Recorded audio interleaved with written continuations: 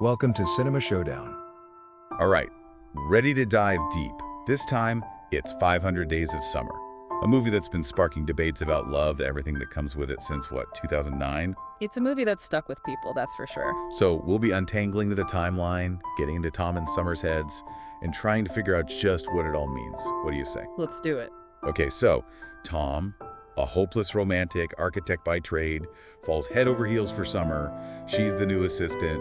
He's all in, thinks she's the one. Soulmate stuff.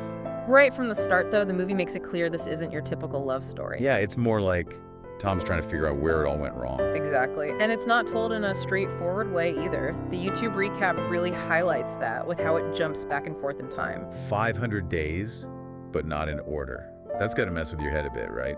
It does. But it also makes it more realistic, don't you think? It's like how our memories work after a breakup. It's all jumbled up. One minute you're remembering that amazing first date, the next you're back at that fight that started it all falling apart. So this isn't just a love story. It's like an autopsy of a relationship, seen through the lens of memory, which is never perfectly clear. And it makes you wonder, how much is Tom actually remembering accurately? Right. How much is he projecting his own, idealized version of things onto Summer? That's a huge part of it. And to understand that, we got to look at these characters. The analyses paint Tom as this sensitive, creative guy, kind of a dreamer, maybe a little too romantic for his own good. Which is where Summer comes in. She's like his opposite. Independent, fun, mysterious. And that's where the debate starts, right? Is Summer intentionally messing with Tom, or is she just not sure what she wants? The online analyses go back and forth on that. Some people think she's leading him on, while others say she's just being honest. The film definitely plays with that ambiguity. Oh yeah. And the analyses point to those specific moments that fuel the debate. Like, remember when they're at IKEA pretending to be a married couple? That whole scene is so playful, but it also kind of foreshadows the trouble ahead. Right. Tom's already picturing this whole future with her, but is Summer even on the same page? And then there's that intense scene where Tom punches the guy who hits on Summer at the bar. Oh, that's a big one. Some people see it as possessive, like Tom can't handle Summer having her own life. Yeah, and it really shows how much Tom struggles to accept Summer's boundaries. But then, after that fight, Summer goes back to him. The analyses pick up on that, how it throws a wrench in the whole "she wasn't that into him" argument. It does make you wonder if her feelings were more complicated than they first seemed. Definitely. And then we see that amazing first night they have together, right? The YouTube recap really highlights that. Tom's literally dancing through the streets, like pure joy. The music is incredible in that scene. It makes it almost heartbreaking to watch, knowing how things eventually go down. And that's what the film is all about, right? It's showing us the danger of idealizing love. Tom puts Summer on this pedestal, creates this whole fantasy around her, but is he really seeing her? He doesn't seem to. Which brings us to that scene, the one on the park bench. Summer tells Tom she's getting married. And she says she never felt certain with him, but she does with her husband. Ouch, right? That's gotta hurt. Not just for Tom, but for anyone who's ever been in that situation, hoping for something that just isn't meant to be. And it really underlines what the film's saying about lasting relationships. It's not just passion or fantasies, it's shared values, genuine connection, feeling sure about each other. So we've got this messy, jumbled timeline, characters who are hard to figure out, a love story that's more like a cautionary tale. Where does it all lead? What's the bigger picture here? That's the question, isn't it? And 500 Days of Summer doesn't give us easy answers, but it makes us ask some pretty tough questions about ourselves. Like, are we projecting our own fantasies onto the people we love? Are we really seeing them for who they are? Or are we just chasing after something that might not even exist? You know, thinking about how we were talking about fate and chance before, it makes me think about how much memory plays a part in all this, especially when it comes to love. Like, what we remember isn't always how things actually happen. Oh yeah, for sure. And with 500 Days of Summer, we're basically trapped inside Tom's head, right? Seeing everything through his memories. And those online analyses make it pretty clear memory can be unreliable. Totally. And the movie's really clever about it. It shows us those romantic memories Tom has, but then it kind of throws in these little hints that maybe things weren't as perfect as he's remembering them. It's like when they have that first amazing night together. He's walking through the park, everything's in slow motion. "You Make My Dreams" is playing. Pure bliss. That's the feeling, yeah. But then later on, we see bits and pieces of that same night. And Summer doesn't seem quite as carefree as Tom's making it out to be. It's almost as if he's editing their story in his head, you know?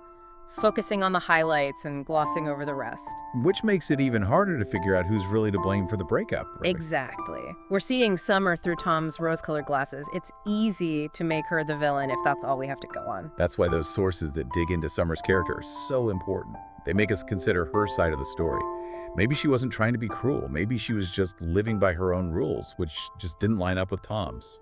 And that brings us back to the title, doesn't it? 500 Days of Summer, not Tom and Summer. Right. It's Tom's story, his journey. It's about how he experiences those 500 days, how he deals with the heartbreak and tries to figure himself out. Summer's almost like this force, this catalyst that pushes him along that path, but she's not the center of the story. It's not a typical romantic comedy, that's for sure. It's something different. More real, maybe? It shows that relationships can be messy and things don't always work out the way you want them to. It's about accepting that. Yeah. Accepting that love ends sometimes, that people change, and that heartbreak. Well, it sucks, but it can also make you grow. It can make you understand yourself better. And I think that message is really important these days. We're surrounded by these perfect images of love and relationships, but real life isn't always like that. Not even close. 500 Days of Summer is like a reality check. Exactly. It's saying, hey, it's okay if it doesn't work out. It doesn't mean there's something wrong with you. It's just life. It's like, you can be sad, you can grieve the relationship, but then you pick yourself up and move on. There's that one expert in the analyses that says, even though it's about heartbreak, 500 Days of Summer, is really a story about resilience, about finding your own way, even if it's not the way you thought it would be. I like that. Finding your own path. And for Tom, that's architecture. He goes back to what he loves.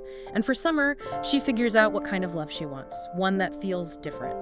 One where she feels sure about things. And both of those are okay, right? It's not about who's right or wrong.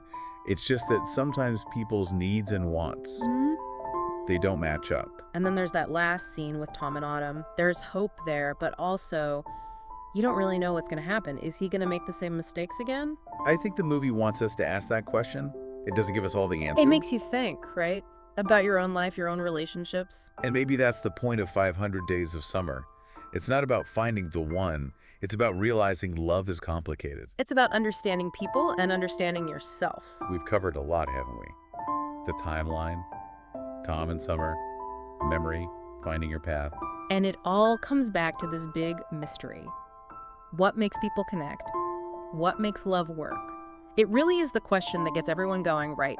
Is it Tom, caught up in his fantasies, or Summer, always a bit unsure, sending mixed signals? Online, it's like all-out war sometimes. It's crazy how divided the sources are on this. You've got folks who are totally on Summer's side. They say, look, she was upfront about not wanting a relationship. She even said she didn't believe in love.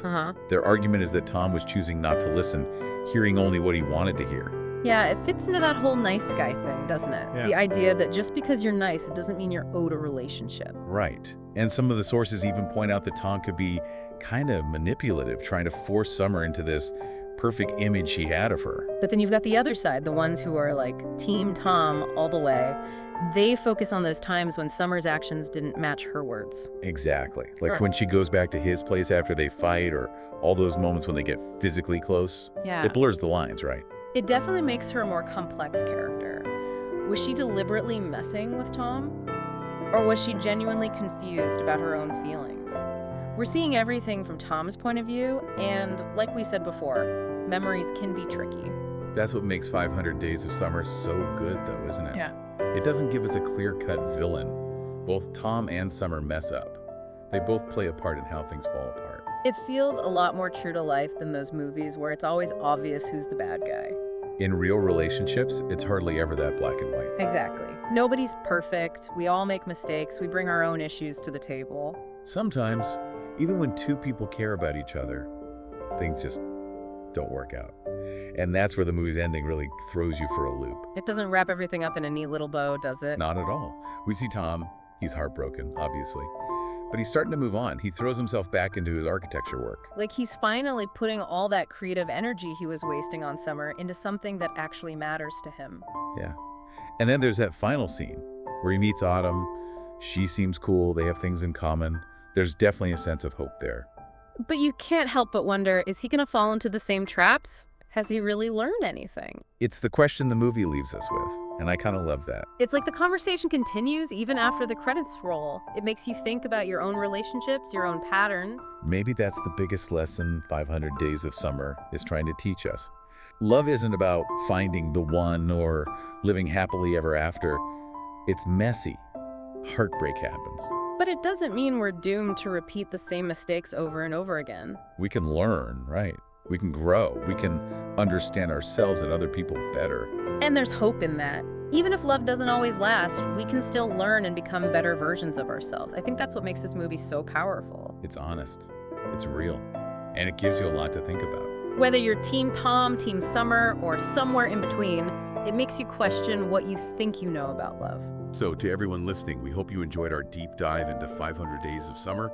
Keep those conversations going, keep exploring, and keep learning from every relationship, whether it ends in fireworks or heartbreak.